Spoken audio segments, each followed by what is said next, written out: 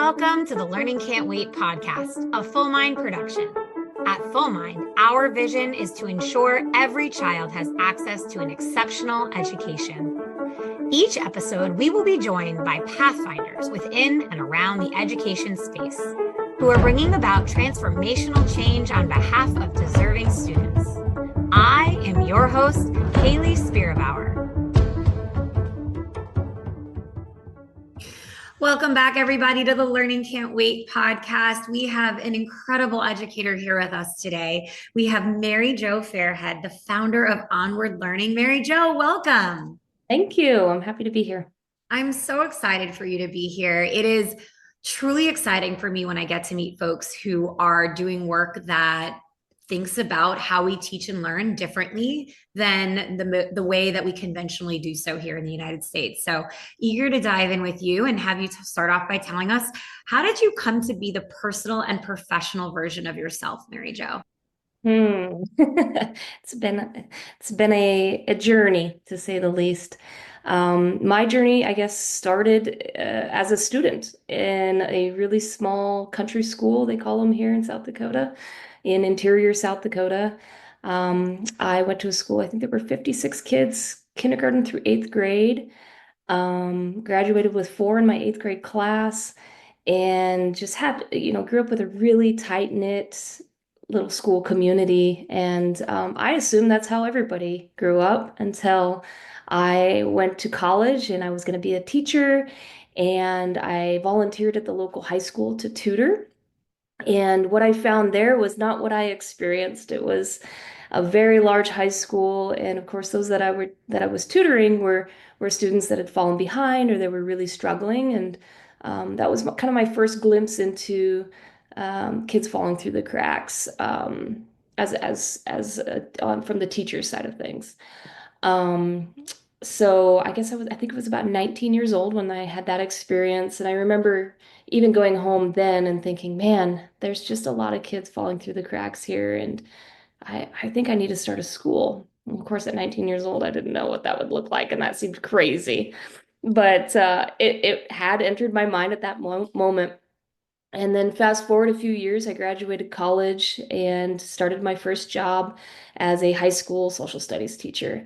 And again, I taught at one of the largest high schools in the state.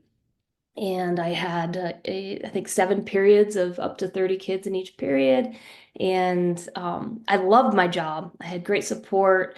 But that personal connection was missing because I just had so many students, and I knew, I couldn't get to know them on a deep enough level to understand their needs and to really serve them in an impactful way.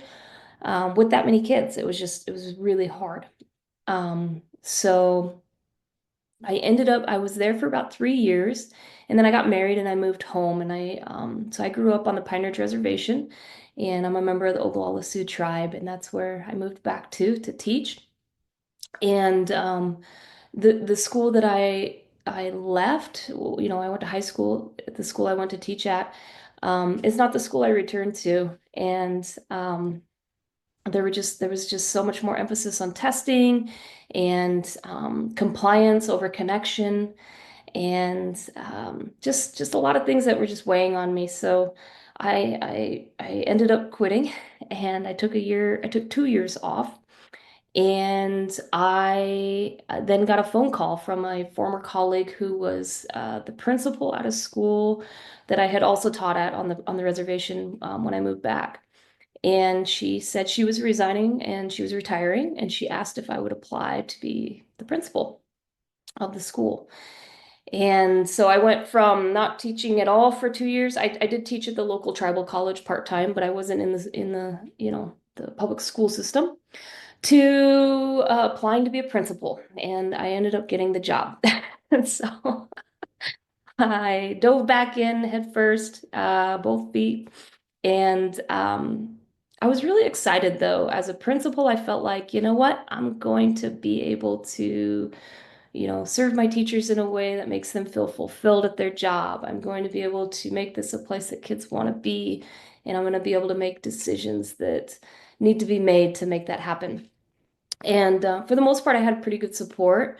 But it again, I was faced with, so our school district, because of our test scores, we were required to test more because our test scores were lower. And so our kids were testing anywhere from 5 to 6 weeks out of the year, plus weekly progress monitoring, just to prove that our teachers were doing what they needed to be doing, even though I knew I had some of the best teachers in the state that I had ever worked with. And so that was really, really hard. We also come from an area that's one of the poorest in the nation. So along with that comes a lot of trauma, a lot of addiction issues. We have I think the suicide rate for children in our area is 3 times the national average. Um, so dealing with a lot of those social issues and home life issues, while the emphasis from the state was to increase our test scores.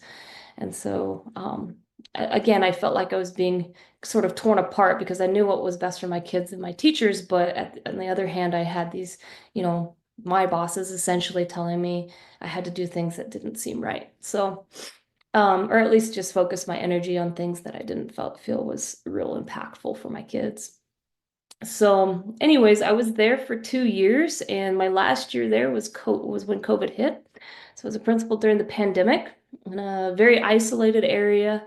Like I said, low income. So I pretty much spent my entire day for 13 months while the kids weren't in the building, making sure that meals were delivered to each home. I think our district traveled like 6,000 miles a day or something like that, delivering meals. Just because we're so, like I said, so rural, so isolated. Children live clear out in the middle of pastures and in the middle of nowhere. And then just making sure that we delivered hotspots to every home to make sure that they could get online. And then some homes, would have like 10 children in the home all trying to get online at the same time and do their homework. And it was, it was beyond difficult and beyond heartbreaking, but we did the best we could. And I had great support with my staff. We kept in touch with our kids the best we could. But by the time I got through that, I honestly I was burned out. I yearned for that school environment that I grew up in, to not only teach in it, but to have it for my community and for my own children.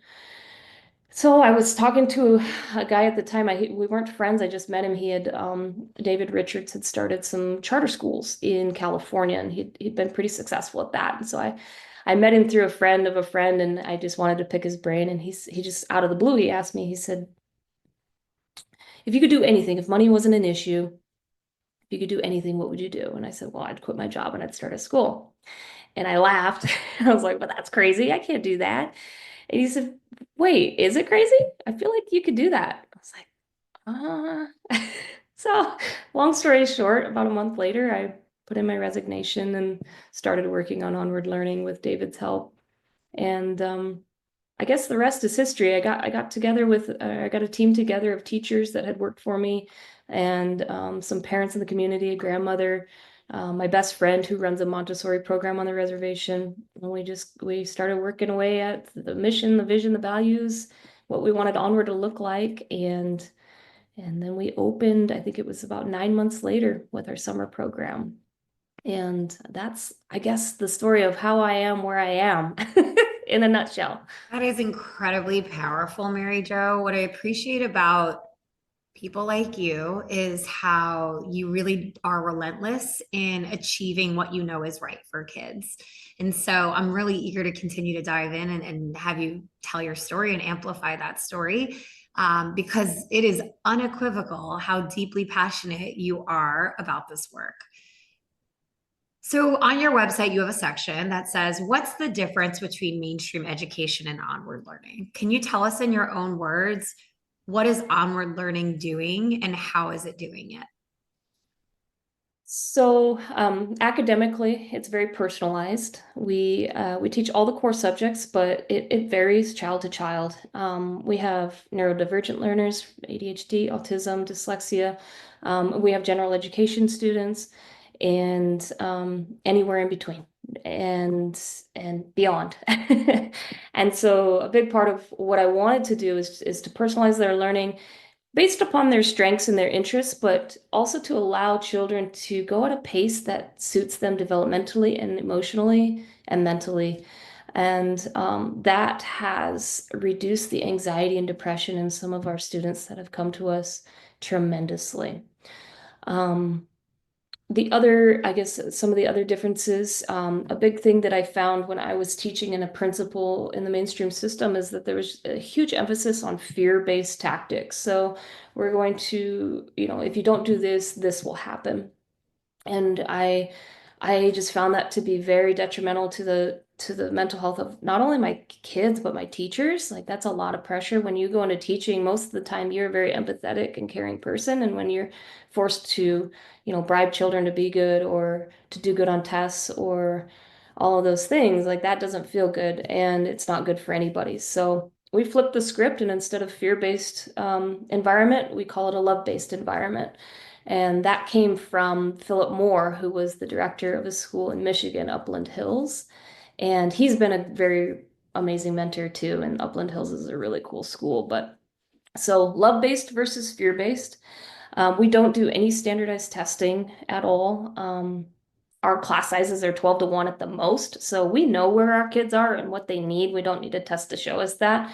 And not only that, I just have never found a test that really shows me what kids know. Like they're never as accurate as you hope. So we stay away from that. Um, Recess and outdoor time and physical activity are seen as a right, not a privilege. They're outside a minimum of an hour every day, and that's just cold, like cold days. Usually it's more like 2 hours. And even in the winter, like we have snow on the ground. We had a high of -3 the other day, and the kids bundle up and they love to be outside. I literally just had this conversation with my boys because we have a lot of snow here in New York right now. And they're like, we just want to go out at recess. I was like, I wish I could teach your school. There's no bad weather, there's just bad clothes. Yep, exactly. And even the teachers, it forces us to get outside. We all have snow pants and gloves and everything. We bundle up. We have the golf courses pretty close by, and they let us go sled their hills. And so we go and take the sleds and we go sledding, and it's a lot of fun. Another big difference is we don't do homework. I firmly believe that we don't send work home. We tell adults to leave work at work. Why not kids? So You could see me, if you could see me right now, for the folks that are just listening, I'm like raising my hands in the air. There is no definitive research that homework is beneficial for kids under high school age. yeah. And you are serving kids 8th grade and below. So this is your target demographic. I do fear sometimes my boys are going to go to their public school and just like rabble rouse the way I rabble rouse at home. But you know what? Never stopped me. So Yeah, it is what it is. Mary Jo, you're living the dream here. I like I'm being, jovial and I'm smiling, but I want to just stop for a second and really hone in on what I believe to be one of the more impactful things that you've said here today, which is that the suicide rate of the students in your community is extremely high, and the mental health of students in your community, for a variety of issues that you named at the top of our conversation, is higher than the general population. And thus, you've identified, along with some other really smart people who you're working with, that what we're doing is obviously not working. And so your approach of love-based instead of fear-based is having an impact on these students. That is incredible. Thank you. It's very, very rewarding to finally be able to do what I knew needed to be done, for the kids. It's Yeah. Yeah. So talk to me a little bit about the pedagogy that you developed. Obviously, you have a ton of school-based experience. Are you also working with other outlets like mental health professionals? Like, how are you integrating the best of the best in terms of building what you're building? I should have a PhD in curriculum research at this point. I love it. I love it. The National Microschooling Center has been a great resource. They've connected us with a lot of amazing people doing amazing things. We use some project-based learning like Rock by Rock. And then the mental health side of things. So we have, I have a mother who, her child goes to Onward Learning. She's a mental health therapist. And so we have her to kind of lean on. And then my great aunt actually developed a curriculum. It's a social emotional learning curriculum that's centered around the Lakota language and culture, which is our indigenous culture. And so we're incorporating that and teaching the language and the culture alongside the social emotional learning in a way that that all of us can learn from, but especially our children in our area. Like it's a part of our identity and who we are. So that's been impactful. And then just leaning on the community and the parents and asking, what do our kids need? What do you need? And what does that look like?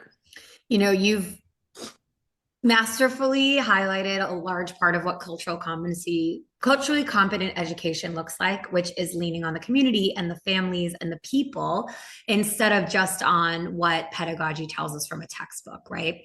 Can you talk a little bit more for those that are unfamiliar with working on a reservation or with families from a reservation, what else you incorporate to ensure that you are having the kids show up as their authentic selves and how you honor that in your classrooms?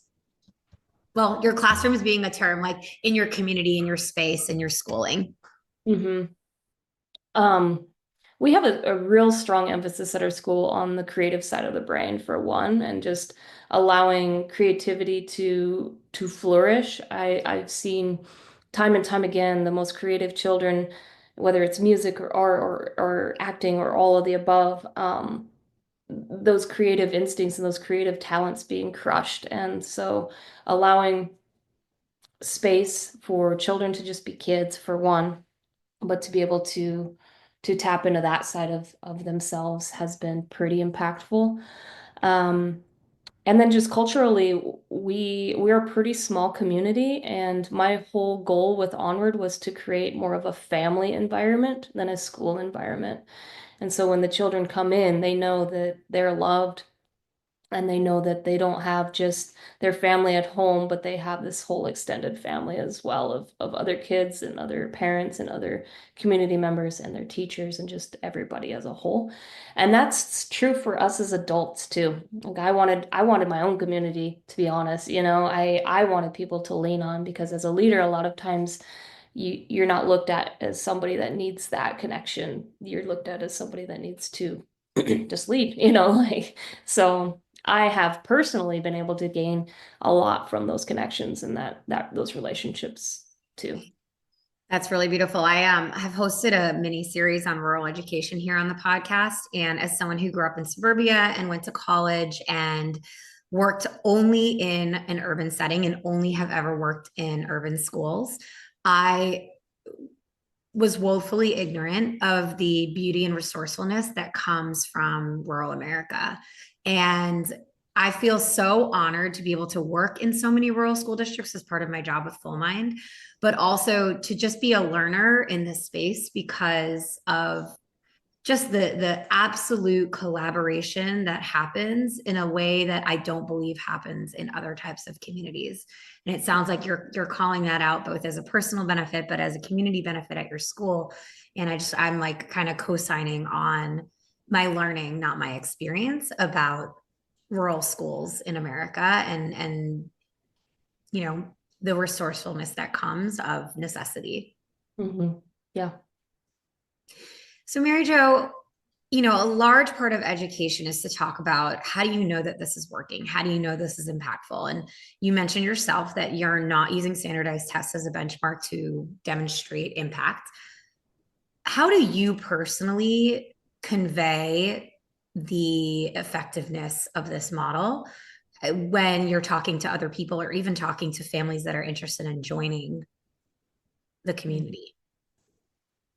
When it comes to other families joining, the best way to convey that message has been through our children and our other families. They're the ones telling the story. I'm not, and that's, I think, more powerful than anything.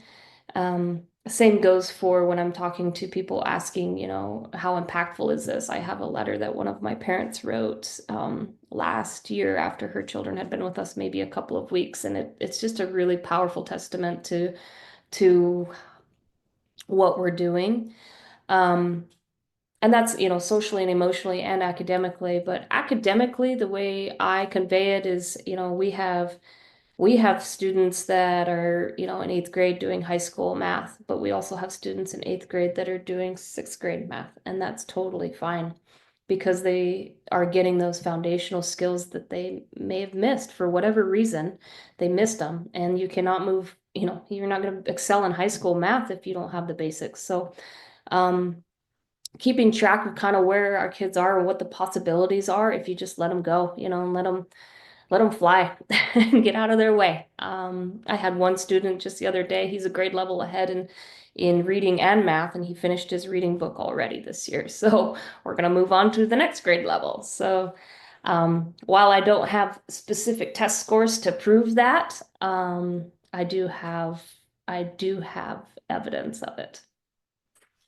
And sometimes we have to think about what our benchmarks are, who created them, who they're meant for. I had a really interesting guest on a few years ago from EduDream. Her name was Michelle, and she talked a lot about, when we say evaluation, like who created that tool and who is the audience that it was intended for, and why are we assuming that that is what's best for everyone. So I want to challenge anyone who's listening here who may be a huge advocate or proponent of standardized exams and standardized tests to think about those questions about, bias and equity and the questions that really do arise when you pause and consider these types of big topics in education that sometimes we just breeze past.